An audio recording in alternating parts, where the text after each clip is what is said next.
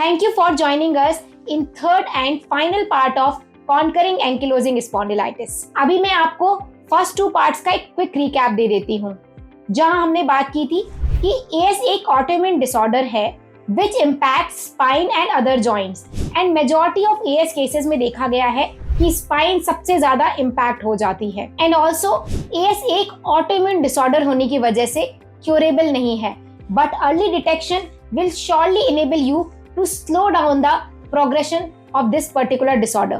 By watching out for early signs, जो हमने part 2 में cover किए थे, you can get yourself tested and detect your condition at a very early stage. AS requires maintenance in such a way कि इसका progression slow down किया जा सके, आपके spine surrounding muscles को strengthen किया जाए और आपके quality of life को better बनाया जा सके. हमारी spine मल्टीपल वर्टिब्रा से बनी हुई है and in extension every vertebra is supported by multiple muscles.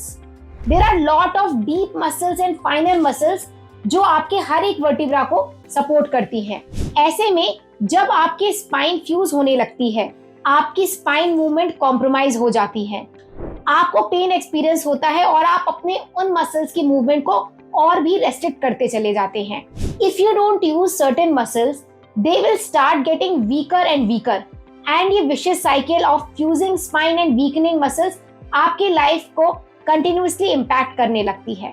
Here are the ways in which this condition can be best treated and maintained. Point number 1, activate and strengthen the focus muscles. जो fine muscles हैं, deeper muscles हैं, जो कि आपके vertebra को support कर रहे हैं, उन muscles को activate and strengthen करना is the first and most important step, and these can be achieved through specially curated therapeutic regimes जो आपके कंडीशन और बॉडी फैक्टर्स के हिसाब से यूनिक और कस्टमाइज्ड हो.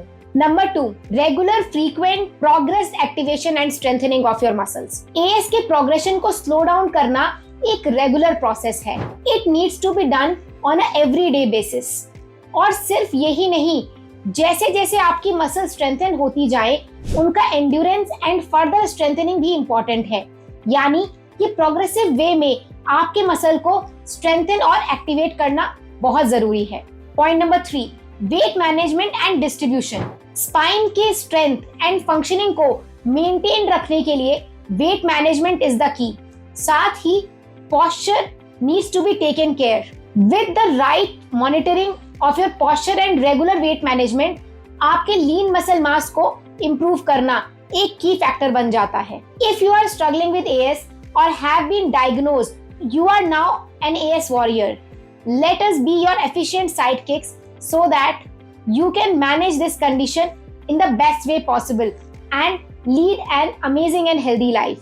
Thank you for watching our 3-part series. Share it with your loved ones and promise me to watch out for signs and symptoms. Detect the condition early and join hands with us for your recovery journey. अगर आपको ankylosing spondylitis से related कोई भी queries है तो please comment section में पूछ सकते हैं. We will definitely answer them and help you.